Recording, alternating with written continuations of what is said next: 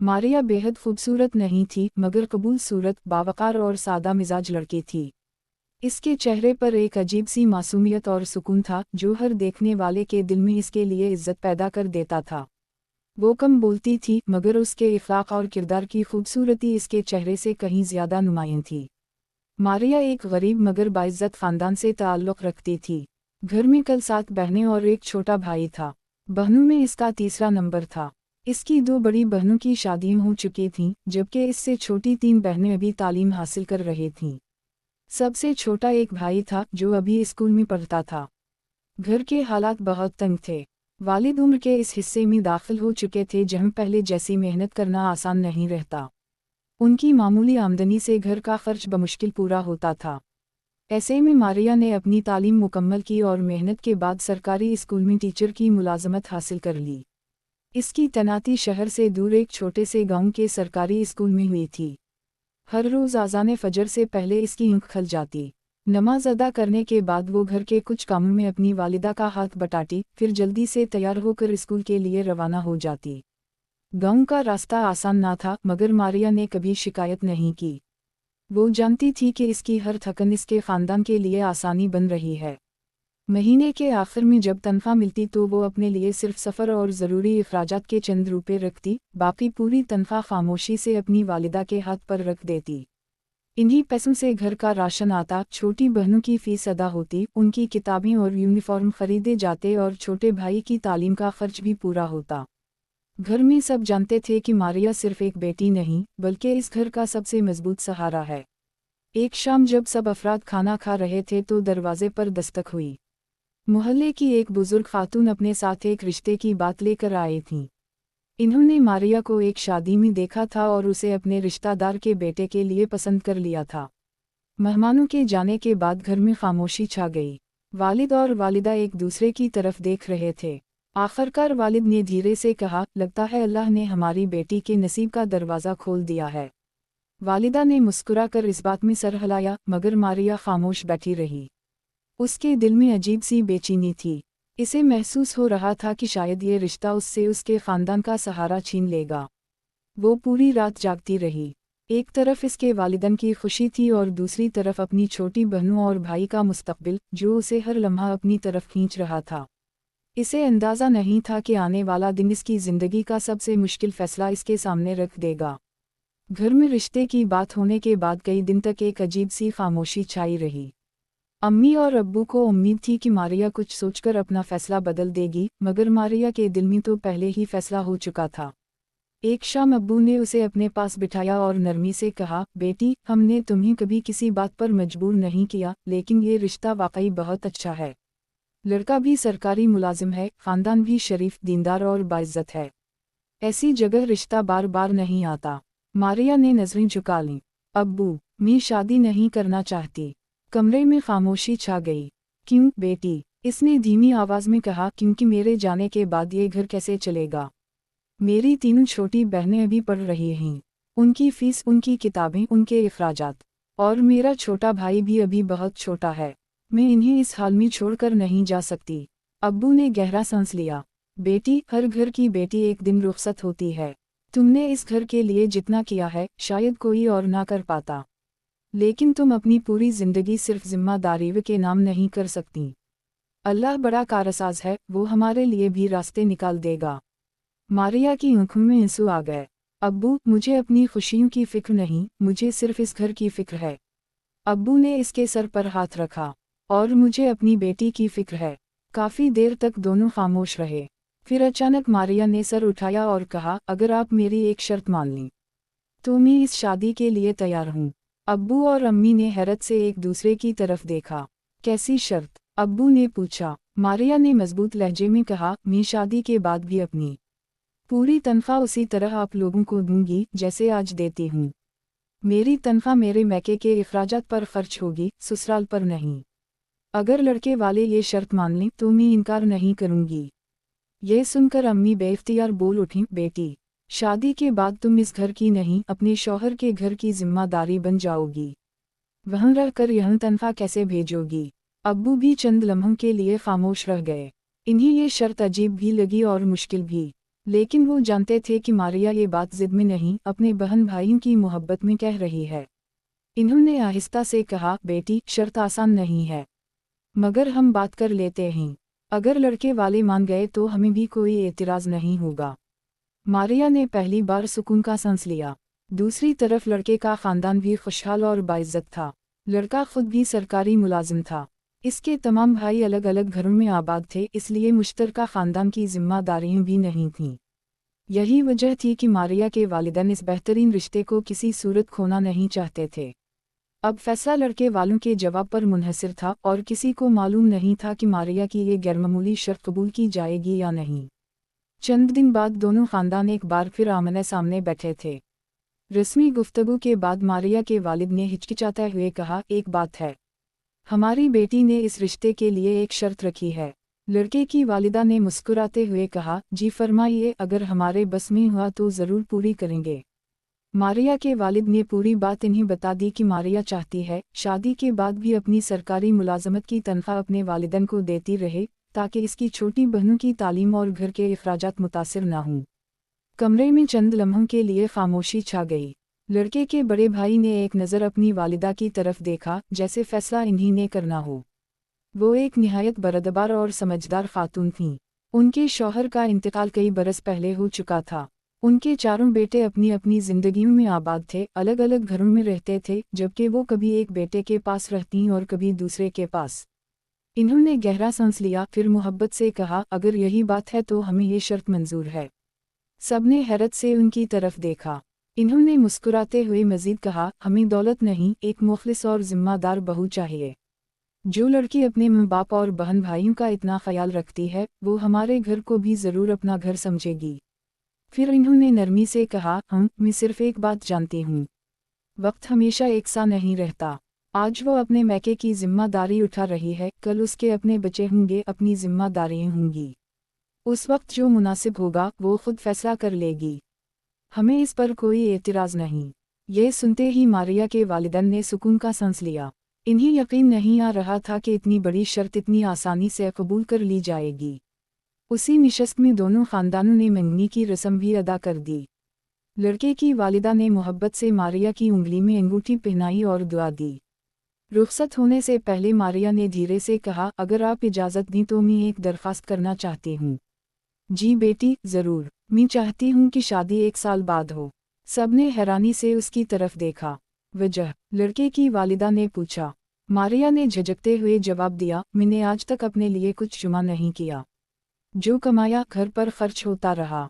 अलबत्ता एक कमेटी डाल रखी है। 1 साल में वो रकम मिल जाएगी तो मैं अपने लिए थोड़े बहुत जेवर बनवा लूँगी।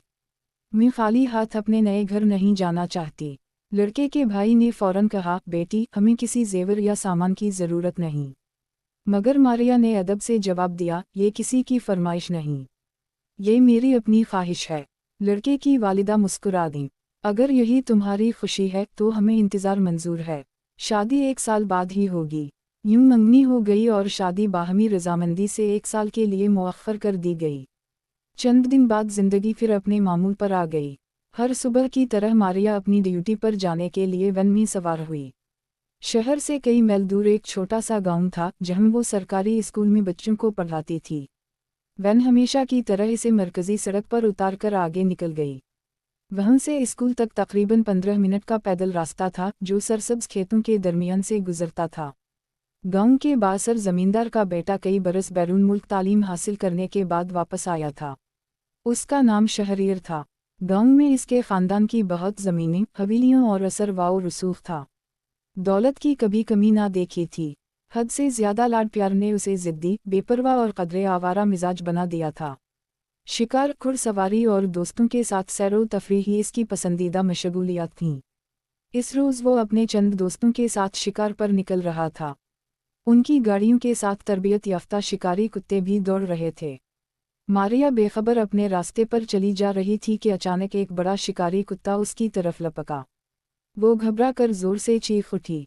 खौफ के मारे उसके कदम लड़खड़ा गए और वो पीछे हटने लगी। उसी लम्हे शहरीर तेजी से आगे बढ़ा, कुत्ते की जंजीर मजबूती से पकड़ी और सख्त आवाज में उसे रोक दिया। कुत्ता फौरन खामोश होकर इसके कदमों में बैठ गया। मारिया का दिल अब भी तेजी से धड़क रहा था। اس نے खौफजदा निगाहों से शहरियर की तरफ देखा, आहिस्ता से शुक्रिया कहा और तेज कदमों से स्कूल की तरफ चल दी।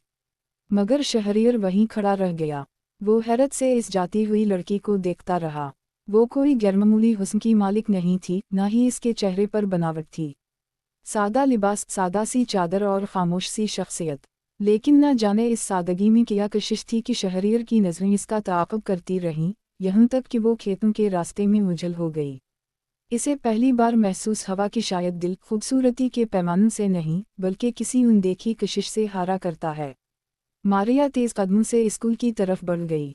चंद लम्हों बाद वो खेतों के दरमियान बनी पगडंडी पर मुड़कर नज़रों से ओझल हो गई, मगर शहरियर की नज़रें काफ़ी देर तक उसी सिमत जमी रहीं। इसके दोस्तों ने आवाज़ दी, छोटे साहब, शिकार पर चलना है या यहीं खड़े रहने का इरादा है? शहरियर चौंका, हल्की सी मुस्कुराहट इसके होंठों पर आई, फिर उसने अपने साथ खड़े पुराने मुलाजिम फजल बख्श से पूछा, फजल बख्श, ये लड़की कौन थी? फजल बख्श ने एहतिराम से जवाब दिया, छोटे साहब, ये शहर की लड़की है। सरकारी स्कूल में मास्टरनी है। रोज़ शहर से आती है और हमारे गांव के बच्चों को पढ़ाती है। नाम किया है इसका? मारिया। शहरियर खामोशी से सुनता रहा। फजल बख्श ने बात जारी रखी, अल्लाह गवाह है, बड़ी ईमानदार और फ़र्ज़शनास लड़की है। इसके आने से पहले तो हमारा स्कूल वीरान पड़ा रहता था। इमारत तो थी, मगर लगता था जैसे खंडर हो। उस्ताद आते भी थे तो बस हाजिरी लगाकर चले जाते। बच्चों को भी पढ़ने का शौक नहीं था। फिर? शहरियर ने दिलचस्पी से पूछा। फिर ये आई, छोटे साहब, और सब कुछ बदल गया। फजल बख्श के लहजे में अकीदत थी। ये खुद गाँव के घरों में जाती, माँ बाप को समझाती कि बच्चों को स्कूल भेजो। आहिस्ता आहिस्ता बच्चे आने लगे। आज हालत ये है कि स्कूल में रौनक लगी रहती है। जिन कमरों में पहले सिर्फ हवा चलती थी, आज वहाँ बच्चों की आवाज़ें गूंजती हैं। शहरियर खामोशी से सुनता रहा। फजल बख्श ने मुस्कुरा कर कहा, और सिर्फ बच्चे ही नहीं, हमारे गांव की कई बूढ़ी औरतें भी दोपहर को स्कूल आ जाती हैं। हाथ में किताब पकड़कर अलिफ बे पे सीखती हैं। मारिया भी इन्हें भी इतने ही सब्र से पढ़ाती हैं जैसे छोटे बच्चों को पढ़ाती हैं। वाकई? जी छोटे साहब, अल्लाह ने इस लड़की को बड़ा सब्र दिया है। पूरा गांव उसकी इज्जत करता है। शहरियर ने एक बार फिर इस रास्ते की तरफ देखा जहां मारिया जा चुकी थी। फिर आहिस्ता से बोला, फजल बख्श, मुझे ये लड़की अच्छी लगी है। फजल बख्श ने चौंक कर उसकी तरफ देखा। क्या मतलब छोटे साहब? शहरियर ने हल्की सी मुस्कुराहट के साथ कहा, बस अच्छी लगी है। फिर ज़रा संजीदा होकर बोला, कोशिश करो, मेरी राह इस तक हमवार हो जाए।